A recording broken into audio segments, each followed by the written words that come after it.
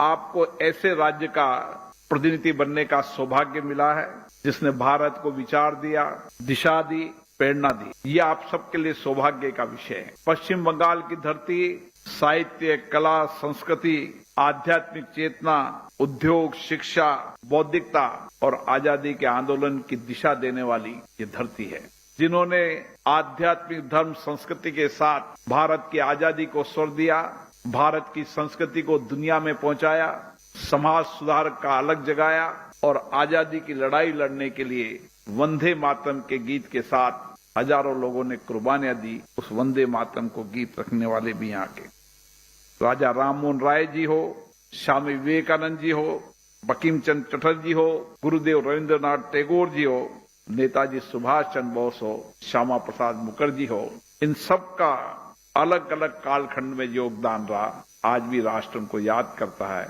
हम सबको उनसे प्रेरणा मिली। माननीय सदस्यगणों, आपको जनता ने बड़ी अपेक्षाओं के साथ चुनकर भेजा है और एक विधायक से बहुत अपेक्षाएं होती है, आकांक्षाएं होती है।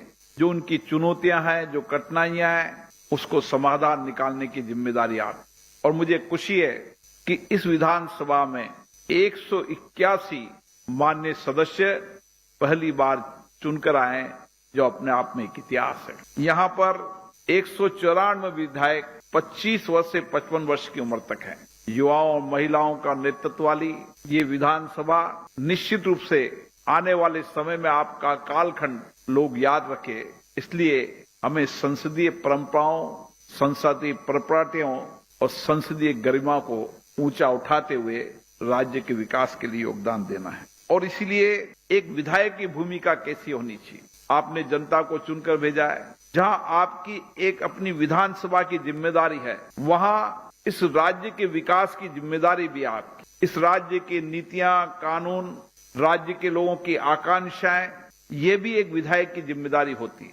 इसलिए आप पूरे राज्य की सामूहिक आकांक्षाओं के प्रतिनिधि भी हैं। आपके हर विचार, हर तर्क, संवाद हम केंद्र में जन कल्याण को रखें, लोगों की आपदा, चुनौतियों के समाधान का रास्ता ढूंढें। हमारी चर्चा संवाद के अंदर जहां समस्या भी हो, कठिनाई भी हो, चुनौतियों की चर्चा भी हो, लेकिन उसके समाधान के रास्ते भी हों। अच्छी विधानसभा की बहस वही होती है जहां आप आलोचना भी करें, जहां कठिनाई भी रखें, लेकिन उसके साथ उसका समाधान क्या है, उस समाधान पर भी अपने विचार रखें। और इसलिए आपको विधानसभाओं की श्रेष्ठ परंपराओं को, परिपाटियों को आपको समझने की आवश्यकता होगी। आपको यहाँ पुरानी डिबेट, यहाँ बनने वाले कानूनों, यहाँ बनने वाले बड़े मुद्दों पर जो चर्चा हुई है, उसका अध्ययन करना पड़ेगा, क्योंकि इस विधानसभा की बहुत ऐतिहासिक रही है।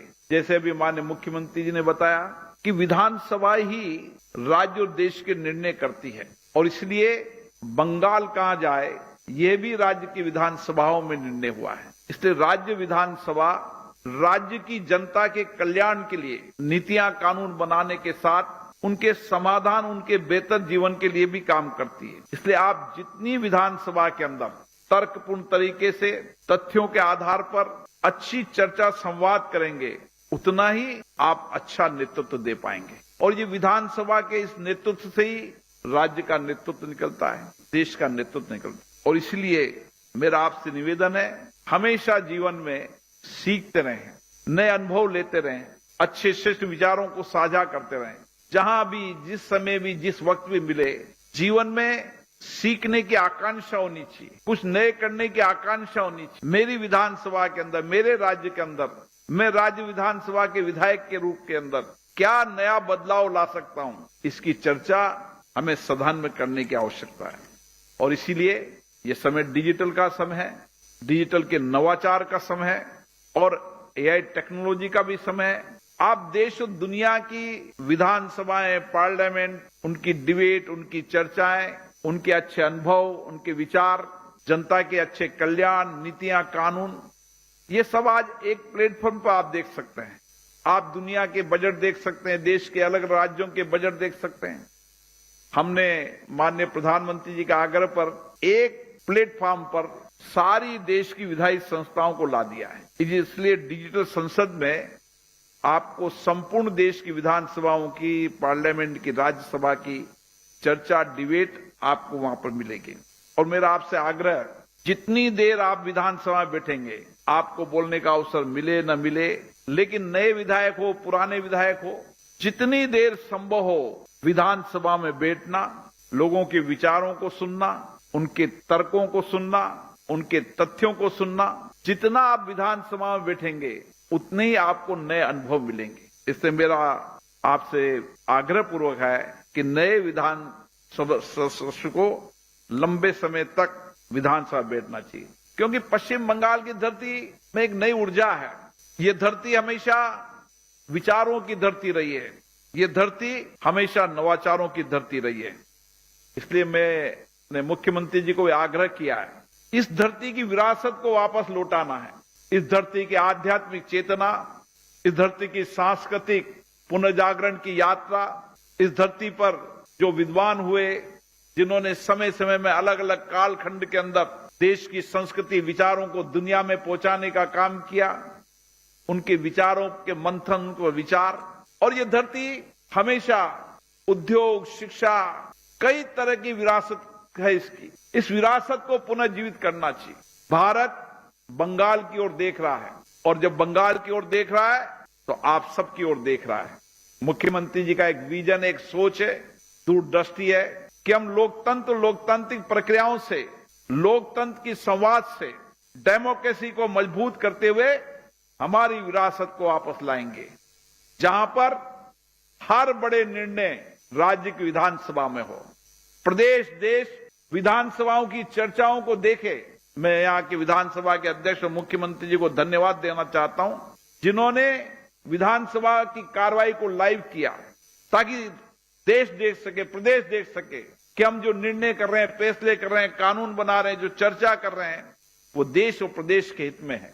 और इसीलिए मेरा आप सभी लोगों से आग्रह है, ये समय आपके लिए सबसे ऐतिहासिक समय, ये समय सबसे अच्छा समय है, क्योंकि जो आप आज जो फैसले करके जाएंगे, जो निर्णय करके जाएंगे, ये वर्तमान के लिए भी होंगे, भावी पीढ़ी के लिए होंगे। और इसीलिए इस भावी पीढ़ी और वर्तमान पीढ़ी को आगे ले जाने के लिए आपकी बहुत बड़ी जिम्मेदारी है। और मुझे आशा है कि 2 दिन तक आपके इस प्रशिक्षण कार्यक्रम में आप चर्चा करेंगे, अपने अपने तर्क रखेंगे, कुछ सवाल जिज्ञासा होगे तो जिज्ञासा का सवाल भी पूछेंगे, और तर्कपूर्ण तरीके से कैसे चर्चा की जा सकती है, संवाद की जा सकती है, इसके लिए बेस्ट स्पीकर यहां पर आए हैं। और मुझे आशा है आने वाले समय में हम बंगाल के आम जनता की अपेक्षाएं, आकांक्षाएं, समाज के अंतिम व्यक्ति के जीवन को बदलना, यही हमारा लक्ष्य है। हमारा लक्ष्य उस गरीब व्यक्ति की आवाज को बनना। आपको इसलिए चुनकर भेजा है कि आप उनकी आवाज हो, उनकी कठिनाइयां, उनकी चुनौतियां, उनकी आकांक्षा, उनके विचारों को आप विधानसभा के माध्यम तक सरकार तक पहुंचाएंगे।